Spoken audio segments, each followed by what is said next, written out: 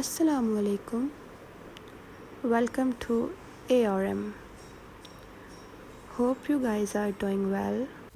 आज हम डिस्कस करेंगे chapter 11 topic homeostasis in plants. सबसे पहले जो हमारे पास डेफिनेशन है वो है होम्योस्टेसिस। होम्योस्टेसिस अब एक ऐसी टर्म है जो कि इंटरनल कंडीशन जो बॉडी की होती है उसको मेंटेन रखती है, इंटरनल कंडीशन को एक्सटर्नल इन्वायरमेंट के अकॉर्डिंग मेंटेन रखती है। अब फॉर एग्जांपल हमारी बॉडी का जो टेम्परेचर है परमानेंट जो है वो है 37 डिग्री सेल्सियस। अब इसको जो होम्योस्टेसिस है हमारी बॉडी के अंदर वो मेंटेन रखते हैं कि हमारा जो टेम्परेचर है वो ना 37 से ऊपर जाए ना 37 डिग्री सेल्सियस से नीचे आए। सिर्फ टेम्परेचर ही नहीं, हमारी बॉडी का ग्लूकोज लेवल भी होम्योस्टेसिस जो है वो मेंटेन करके रखती है। हमारे पास आ जाता है ओस्मो रेगुलेशन।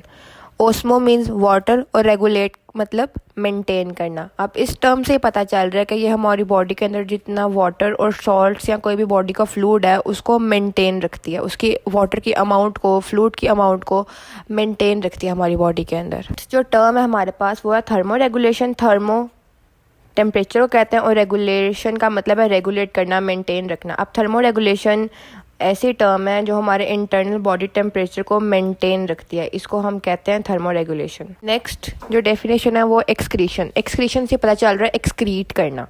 अब जो हमारी बॉडी के अंदर वेस्ट होता है वो हमारी बॉडी से एलिमिनेट किया जाता है through a process of excretion. ये भी होम्योस्टेसिस का पार्ट है और ये प्रोसेस इसलिए है ताकि हमारी बॉडी का जो इंटरनल कंडीशन है या इक्विलिब्रियम है उसको मेंटेन रखा जा सके। तो हमारे पास होम्योस्टेसिस इन प्लांट्स। अब प्लांट्स के अंदर होम्योस्टेसिस कैसे मेंटेन हो सकता है हम इसको स्टडी करेंगे। सबसे पहले आ जाता है हमारे पास removal of extra carbon dioxide और ऑक्सीजन। अब जो हमारे प्लांट्स के अंदर एक्स्ट्रा कार्बन डाइऑक्साइड और ऑक्सीजन है उसको कैसे रिमूव किया जाता है।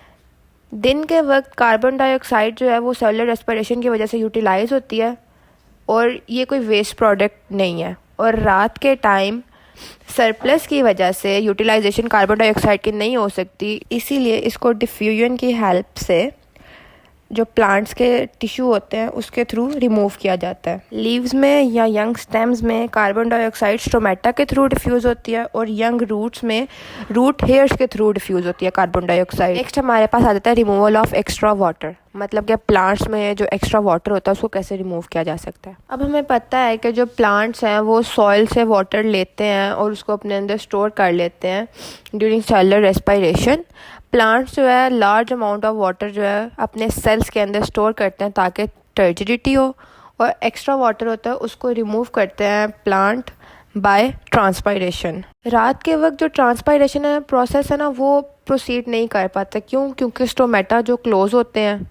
अब अगर सॉइल के अंदर पानी ज़्यादा मौजूद है तो जो प्लांट के रूट्स हैं वो पानी को अपटेक करते रहेंगे। फिर पानी की क्वांटिटी जब ज़्यादा हो जाएगी तो जो ग्रासेस होती हैं वो फोर्स करती हैं वाटर को अपने स्पेशल पोर्स के थ्रू कि वो बाहर जाए। और जब डिफ्यूजन पानी की हो जाती है प्लांट्स के अंदर से तो फिर पानी ड्रॉप्स की फॉर्म में पत्तों की टिप के ऊपर मौजूद होता है। और जो पानी ड्रॉपलेट की फॉर्म में पत्तों के ऊपर मौजूद होता है उस सिचुएशन को हम कहते हैं ग्यूटेशन। हमारे पास आ जाता है removal of other metabolic waste. Plants जो हैं अपने अंदर से ऐसे मेटाबॉलिक वेस्ट भी एक्सक्रीट करते हैं जो कि हार्मलेस होते हैं। For example calcium oxalate. अब कैल्शियम ऑक्सलेट प्लांट से डिपॉजिट होता है in the form of tomato. अब कुछ प्लांट के वेस्ट होते हैं जो हमारे लिए एज अ फूड सोर्स होते हैं। अब टोमेटो जो है हमारे लिए फूड है, एक खाने की चीज़ है, लेकिन वो प्लांट्स का वेस्ट है। अब जो ट्रीज़ हैं वो अपने एक्सक्रीटरी प्रोडक्ट्स को कैसे एक्सक्रीट करते हैं। आप जो पत्ते हैं जो कि गिर जाते हैं दरख्तों के ऊपर से येलो होके, वो बेसिकली ट्रीज़ का जो वेस्ट है उसकी वजह से येलो होते हैं और फिर जब उनका वेट कम हो जाता है तो वो फिर शेड कर जाते हैं।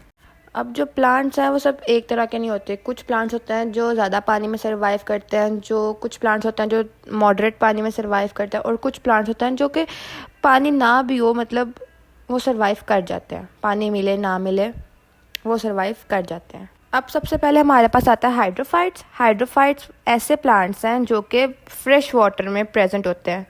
इनको वाटर शॉर्टेज की कोई प्रॉब्लम फेस करने को नहीं मिलती और इनके सेल्स के अंदर एक्स्ट्रा वाटर रिमूव करने के लिए भी मैकेनिज्म प्रेजेंट होता है। अब हाइड्रोफाइट्स प्लांट्स हैं, इनके जो पत्ते हैं उनका साइज़ भी बड़ा होता है और इनका जो स्टोमेटा है वो भी अपर सरफेस पे प्रेजेंट होते हैं, जो कि extra amount of water excrete करने में हेल्प आउट करते हैं। और जो इसकी एग्जांपल है वो है वाटर लिली। नेक्स्ट हमारे पास आ जाता है ज़ीरोफाइट्स, जो कि ड्राई इन्वायरमेंट्स में प्लांट्स प्रेजेंट होते हैं। इनके ऊपर वैक्सी क्यूटिकल होते हैं जो कि वाटर लॉस होने से बचाते हैं। इनके पास नंबर ऑफ स्टोमेटा भी कम होते हैं। इनके पास डीप रूट्स होती हैं ताकि मैक्सिमम वाटर अब्जॉर्ब हो सके सॉइल से। ज़ीरोफाइट्स प्लांट्स के अंदर ना एक special type of parenchyma sales मौजूद होते हैं इनकी स्टेम या रूट्स के अंदर, जो कि लार्ज अमाउंट ऑफ वाटर जो स्टोर कर लेते हैं, जो कि उनकी रूट्स को वेट और जूसी बनाते हैं और उसको हम सकुलेंट ऑर्गन्स का नाम देते हैं। और इसके एग्जाम्पल में हमारे पास कैक्टस है। नेक्स्ट हमारे पास आ जाते हैं हेलोफाइट्स, ऐसे प्लांट्स जो सी वाटर या सॉल्टी इन्वायरमेंट्स में प्रेजेंट होते हैं। ऐसे प्लांट्स के अंदर जो सॉल्ट की कंसंट्रेशन है वो ज़्यादा हो जाती है क्योंकि सी वाटर की वजह से। जब सॉल्ट प्लांट के अंदर एंटर करते हैं तो प्लांट एक्टिव करता है ताकि वो मूव और होल्ड कर सके लार्ज अमाउंट ऑफ सॉल्ट को वैक्यूल्स के अंदर, क्योंकि सॉल्ट को ना अलाउ नहीं होता वो सेमी परमिएबल मेम्ब्रेन से बाहर जा सके। जो वैक्यूल्स होते हैं वो मोर हाइपरटोनिक होते हैं सी वाटर से, जिसकी वजह से जो वाटर है वो बाहर नहीं जा सकता सेल्स के। इसकी एग्जाम्पल में हमारे पास है sea grasses. I hope you like this video. Don't forget to share and subscribe. See you tomorrow guys. अल्लाह हाफिज़।